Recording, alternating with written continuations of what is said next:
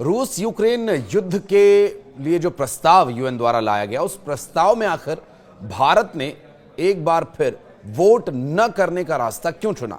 और इस सवाल के जवाब में प्रधानमंत्री ने जो जवाब दिया था, वो जवाब क्या आज भी पूरी तरह से कारगर साबित हो रहा है? वो जवाब प्रधानमंत्री का कि हम हमेशा शांति के पक्षधर हैं, ये चाइना को कैसे भागया? इन सभी विषयों पर बात करेंगे और रूस यूक्रेन युद्ध से जुड़ा बड़ा अपडेट देंगे आपको इस पूरे वीडियो में। अंत तक बने रहिएगा हमारे साथ।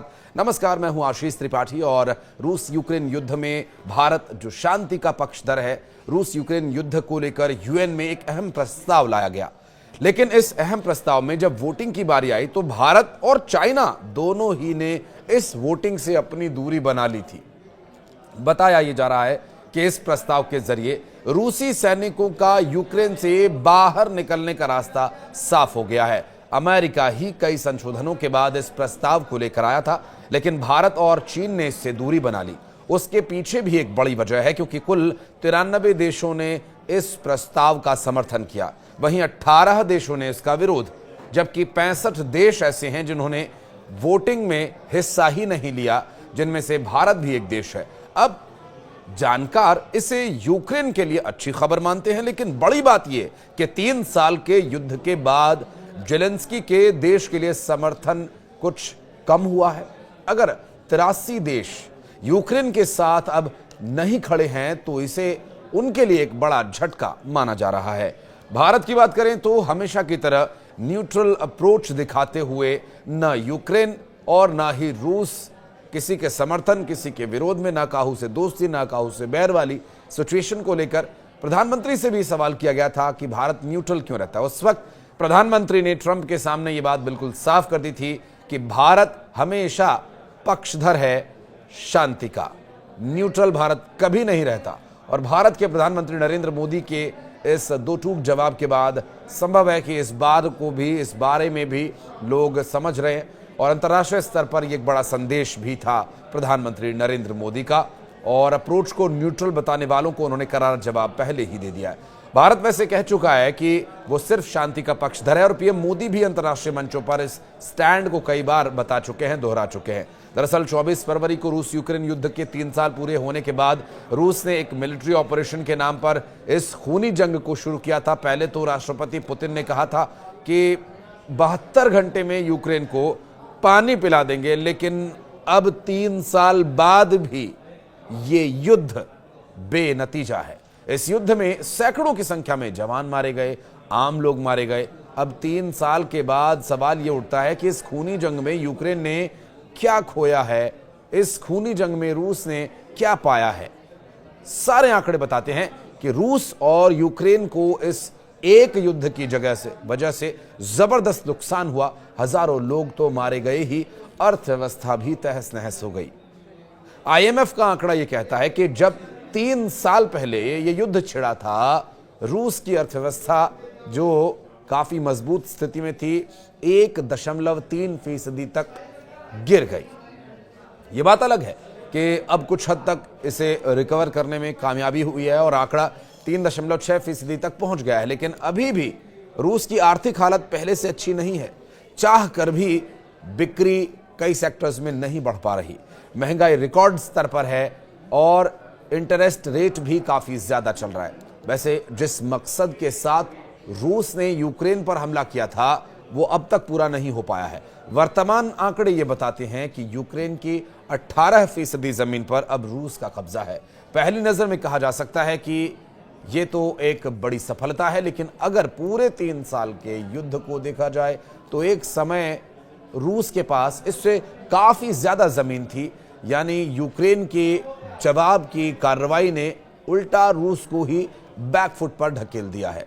इस युद्ध को शांत करवाने के लिए यूएन के अलावा भी कई मंचों पर प्रयास हुए। उनमें से एक फ्रांस के राष्ट्रपति का बयान है। दरअसल फ्रांस के राष्ट्रपति मैक्रो इन दिनों अमेरिका के दौरे पर हैं और मंगलवार को मैक्रो ने अमेरिकी प्रेसिडेंट डोनाल्ड ट्रंप से मुलाकात की।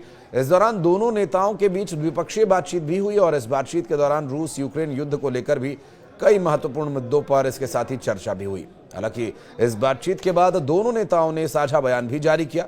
अमेरिकी प्रेसिडेंट डोनाल्ड ट्रंप ने कहा कि यूक्रेन से युद्ध विराम समझौता रूस के हित में है। उन्हें ये लगता है कि राष्ट्रपति व्लादिमीर पुतिन ऐसा करना चाहते हैं।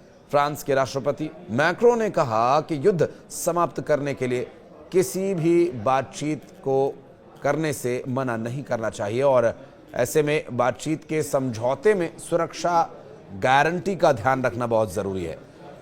दोनों नेताओं के 2022 में यूक्रेन पर रूस के आक्रमण की तीसरी वर्षगांठ के मौके पर व्हाइट हाउस में मुलाकात हो रही थी और इस दौरान बयान दिए गए। इससे पहले संयुक्त राष्ट्र महासभा में रूस को हमलावर के रूप में निंदा करने वाले प्रस्ताव पर अमेरिका ने अपने यूरोपीय सहयोगियों से अब अलग रुख अपनाया है।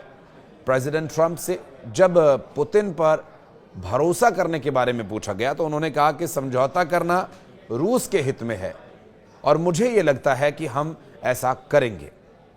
दोनों पक्षों में जबरदस्त अविश्वास है। उन्होंने आगे कहा कि अपने दूसरे कार्यकाल की शुरुआत में उन्होंने सबसे पहला फोन राष्ट्रपति पुतिन को ही किया था क्योंकि उन्हें यह लगता है कि पुतिन समझौता करने के लिए तैयार है। उन्होंने कहा कि यह रूस के लिए फायदेमंद है और यह समझौता वो करें। पुतिन रूस का नेतृत्व सकारात्मक रूप से जारी रखें।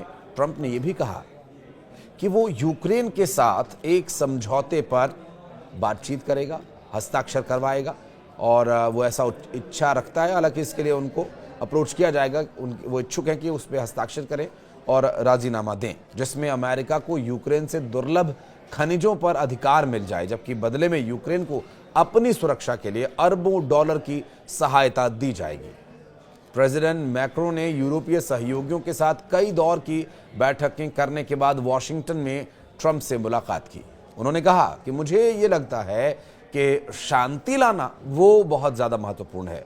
मैक्रों ने अपनी बात अंग्रेजी में रखी, जो हालांकि उनकी फर्स्ट लैंग्वेज नहीं है, लेकिन उन्होंने बार बार इस बात पर जोर भी दिया कि किसी भी शांति समझौते में सुरक्षा की गारंटी होनी ही चाहिए, जिसे जांचा या सत्यापित किया जाना चाहिए। उन्होंने कहा कि मेरा मानना है कि कुछ ऐसा हासिल करने की कोशिश करें जिसका मूल्यांकन, जांच और सत्यापन किया जा सके। ये सुनिश्चित करें कि हम अल्पावधि में पर्याप्त गारंटी दे सके। उन्होंने आगे कहा कि मेरे कई यूरोपीय सहयोगी इसमें शामिल होने के लिए तैयार हैं, लेकिन हमें अमेरिकी समर्थन की जरूरत है क्योंकि ये सुरक्षा की गारंटी की विश्वसनीयता का एक अहम हिस्सा है और इस हिस्से को पकड़ कर रखना बहुत जरूरी है क्योंकि सुरक्षा की गारंटी की विश्वसनीयता का हिस्सा हमारी सामूहिक निवारक क्षमता का भी हिस्सा है। बहरहाल अमेरिका जो अपनी भूमिका में है उन 17 दुर्लभ खनिजों के लिए, और मैक्रो जो अंतर्राष्ट्रीय स्तर पर शांति की बात कर रहे हैं वही जो भारत के प्रधानमंत्री ने कही थी। लेकिन चाइना ने क्यों नहीं किया वोट? चाइना ने क्यों बना ली इस यूएन के प्रस्ताव से दूरी? इस पर एक सेपरेट वीडियो लेकर आएंगे हम, अगर आप कमेंट सेक्शन में इसके लिए समर्थन करें तो। बहरहाल इस वीडियो के बारे में अगर आप कुछ जानना चाहते हैं या कुछ कोई अपनी राय देना चाहते हैं इस युद्ध को लेकर या कोई हल अगर आपको समझ में आ रहा है, आप अपनी सलाह दे सकते हैं। हमारे कमेंट सेक्शन में आपका वेलकम रहेगा। धन्यवाद।